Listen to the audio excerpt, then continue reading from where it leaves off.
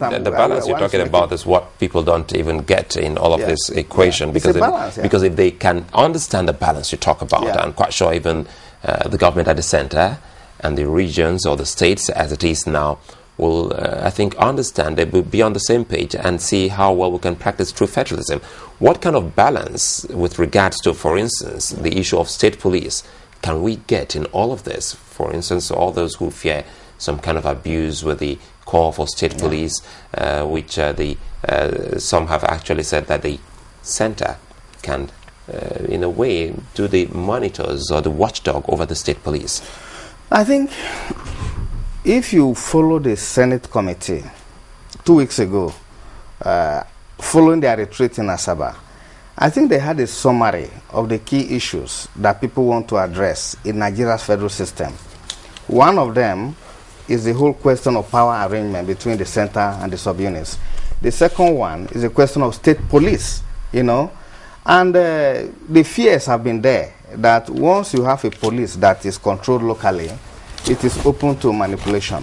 But people have also argued that we have also seen examples of a federal police being used, you know, even against the will of the people.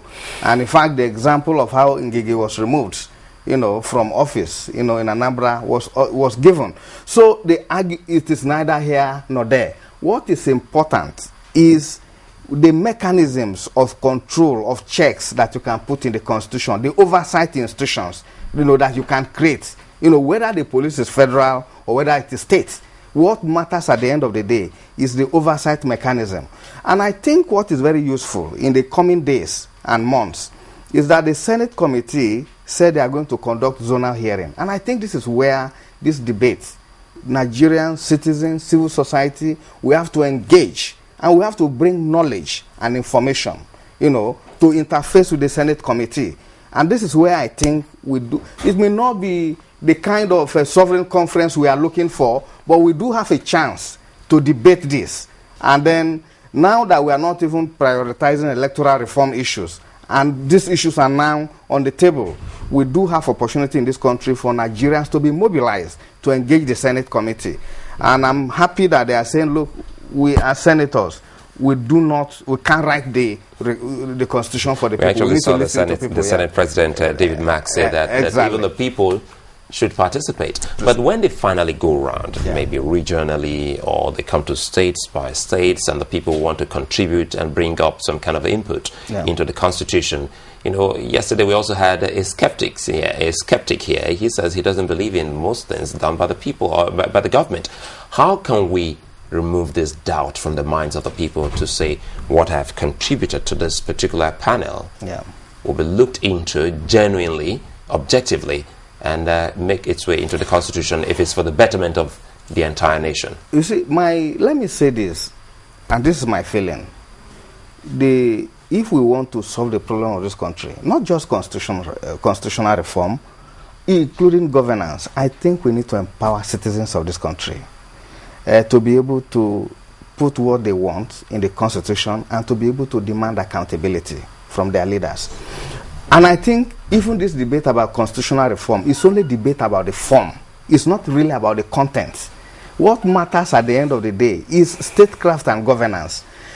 We will correct the structural distortions in the constitution. We will tinker with the federal arrangement. We will try to reduce, you know, the over-concentrated powers in the center. We will try to create state police if that will help us come to terms with crime and so on. But in the end, what will matter for this country is a governance agenda that is people-driven. And we need to empower citizens of this country. And I think the zonal consultation is one important avenue for civil society groups, for citizens of this country, both well-meaning and those who are not well-meaning, to come and say what they want. And the litmus test for that is what gets into the constitution at the end of the day.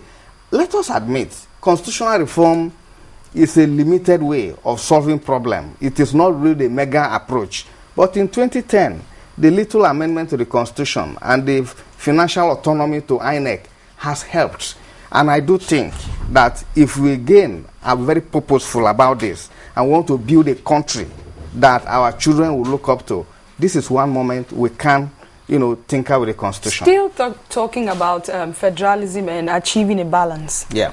Do you think that the fiscal federalism, as part of the amendment, the agenda in the amendment, can help to achieve that? Because there's the general belief that if each state can try to look inward and see what they have and start to create their own revenue, we can deconcentrate from the center and start to, live on our own.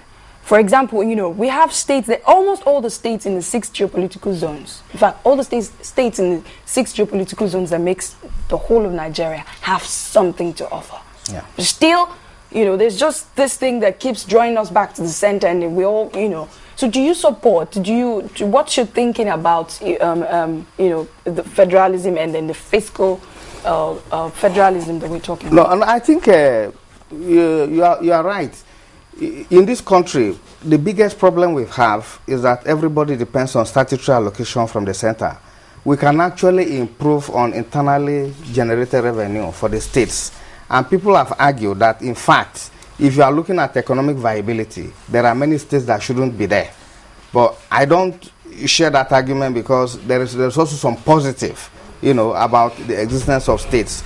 But even if all the states have to improve on their internal revenue, you will still find disparity in a country given the different levels of endowment. States can never be the same. I mean, not everybody, we don't all have the same thing. So we will encourage states to generate revenue internally, but there's also what you call a national minimum standard.